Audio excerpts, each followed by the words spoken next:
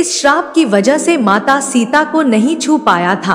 रावण ने माता सीता का हरण कर उन्हें अपनी कैद में रखा, लेकिन इस दौरान वह माता सीता को छू तक नहीं पाया था और इसकी पीछे बेहद ही खास वजह छिपी हुई थी।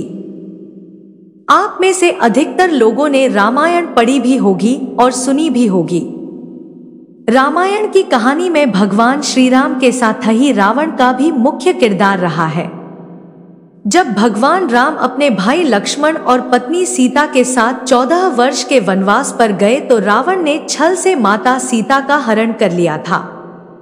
इसके बाद उसने माता सीता को लंका के अशोक वन में कैद करके रखा। रामायण की कहानी के अनुसार अपनी कैद में रखने के बावजूद रावण माता सीता को छू तक नहीं पाया था।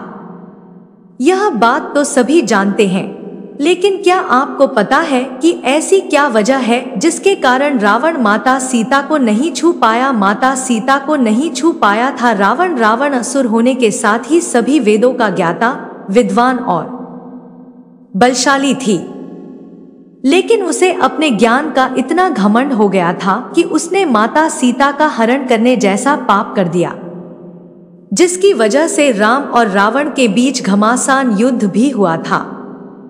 रावण ने माता सीता का हरण कर उन्हें लंका के अशोक वन में कैद करके रखा, लेकिन वह चाहकर भी कभी माता सीता को नहीं छू पाया था।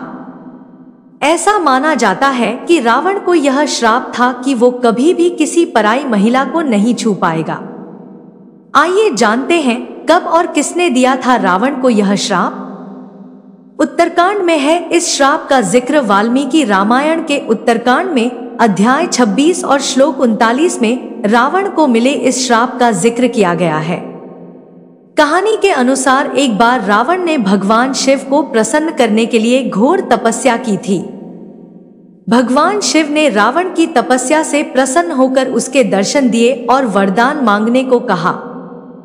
रावण ने वरदान मांगा कि सबसे अधिक बलशाली बन जाए और भगवान शिव ने उसकी यह कामना पूरी कर दी, जिसके बाद रावण तीनों को जीतने के लिए स्वर्ग लोक पहुंचा।